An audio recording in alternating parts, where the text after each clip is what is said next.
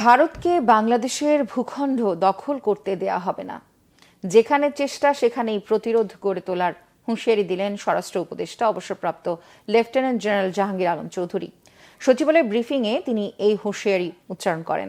স্বরাষ্ট্র উপদেষ্টা বলেন, আওয়ামী লীগ সরকার ভারতকে সীমান্তে অসম সুবিধা দিয়ে চুক্তি করেছে, যার সুযোগ নিচ্ছে দেশটি।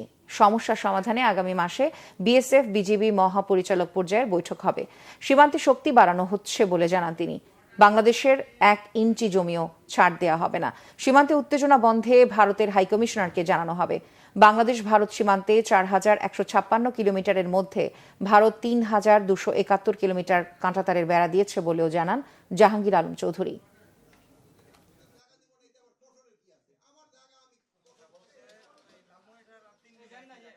আমাদের বিজিবি খুব শক্ত অবস্থান নেওয়ায় তারা এই জায়গা থেকে কাজ বন্ধ করতে বাধ্য হয়েছে। কিন্তু এখানে একটা বড় সমস্যা হয়েছে, যেহেতু আগের সরকার এখানে কিছু কিছু জায়গায় তারা ইন রাইটেন তারা লিখিত দিয়ে গেছে, এই জায়গায় এটা করতে পারবা, এই জায়গায় এটা করতে পারবা, বাট যেগুলি তাদের দেওয়াটা উচিত হয় নাই। আমরা তো কঠোরই, আমাদের জায়গা দিব না, এতে আবার কঠোরের কি আছে? আমার জায়গা আমি কঠোর থাকবো না মানে কি কি? এখন হলো কি, তারা বিভিন্ন জায়গায় তো সমস্যা করার চেষ্টা করবে, বাট আমরা যেভাবে হোক ছলে বলে কৌশলে যেইভাবে ওই সমস্যা সমাধান করব।